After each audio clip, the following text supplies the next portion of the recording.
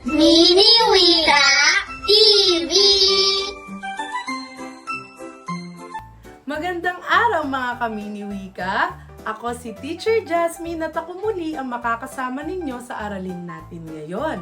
Pero bago ang lahat, natatandaan niyo pa ba ang napag-aralan natin noong nakaraan?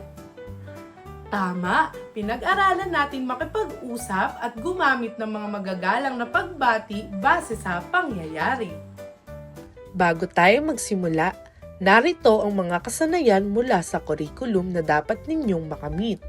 Una, matukoy ang mga pamilyar na tunog sa kapaligiran at makagawa ng prediksyon sa maaaring maging bunga ng isang sitwasyon. Sa Ingles, identify familiar sounds in the environment and predict outcomes based on any given situation. Bilang pagtugon sa learning competency, narito ang layunin ng aralin natin.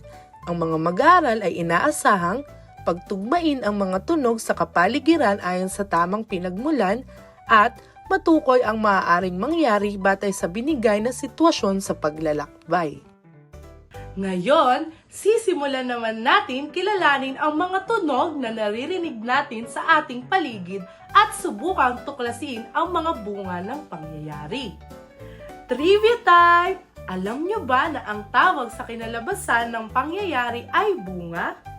Tutuklasin na natin ang mga nangyayari sa paligid natin. Maaari nyo ba akong samahan? Samahan nyo ako hanggang sa huli dahil si Teacher Jasmine ang magbibigay sa inyo ng bituin na kukumpleto sa inyong koleksyon. Handa na ba kayo? Maglalakbay na tayo sa ating kapaligiran ngayon. Naririnig niyo ba ang naririnig ko? May kampanang tumutunog sa simbahan. Alam niyo ba ang mangyayari o bunga ng pagtunog ng kampana sa simbahan? Maaari niyo bang sabihin sa akin ang tamang sagot? A. Break time na? O B. Magsisimula na ang misa? Magaling! Kapag narinig niyo na ang kampana ng simbahan, ay hudyat na ito na magsisimula na ang misa. Ipagpatuloy natin ang paglalakbay. Panatilihin natin na sa gilid o sidewalk lang tayo dadaan. Sandali! Naririnig ko ba ang naririnig ko? Maaari niyo bang sabihin kung saan sasakyan nagmumula ang tunog? A. Sa fire truck dahil may nasunugan? O B. Sa ambulansya dahil papunta ito sa ospital? Tama! Ang tunog na yon ay galing sa ambulansya.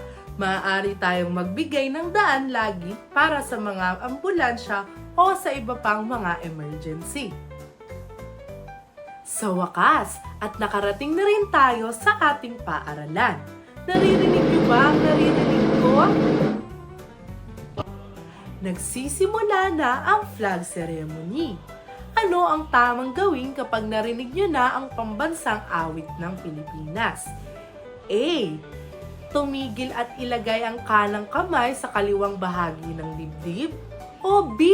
Magpatuloy sa paglalakad? Magaling! Tayo ay titigil at ilalagay ang kanang kamay sa kaliwang bahagi ng dibdib malapit sa puso upang magbigay galang.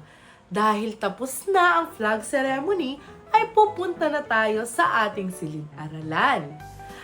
Tayo ay mag-aaral at makikinig mabuti sa ating guro.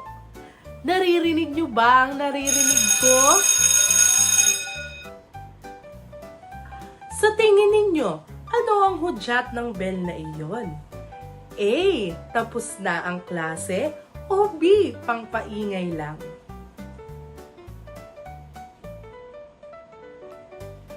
Tama! Hudyat na iyon na tapos na ang ating klase. Pero ito ay pwede ding hudyat ng break time o may emergency mangyayari. Dahil tapos na ang ating klase, nagagalak ako na sinamahan niyo ako ngayon sa ating aralin. Ngayon, may natutunan ba kayo mula kay Teacher Jasmine? Dahil may natutunan kayo, ay tanggapin nyo na ang bituin na kukumpleto sa koleksyon ninyo. Hanggang sa susunod na aralin, mga minimum babasa, paalam! Mini Wika